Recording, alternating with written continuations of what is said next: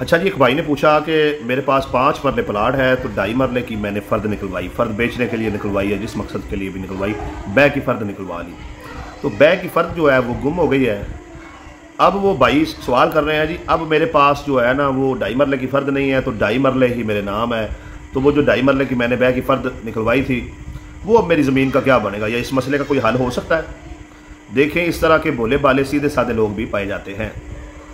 बात यह है मोहतरम भाई कि जब तक आपने उस 2.5 मरले की किसी को रजिस्ट्री करके नहीं दी, वो जगह किसी के नाम नहीं हुई, वो जगह आज भी आपके ही नाम है, आपकी ही वो जगह है।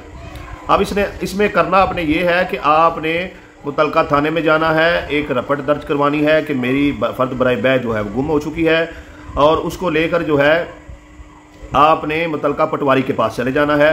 तो पटवारी जो है वो रिकॉर्ड दुरुस्त कर देगा और आप दोबारा 5 मरले फ़र्द जो है वो निकलवा सकते हैं। ऐसे ही अगर आपकी फ़र्द कंप्यूटराइज है तो आपने अराजी रिकॉर्ड सेंटर पर वो थाने की रपट लेकर चले जाना है।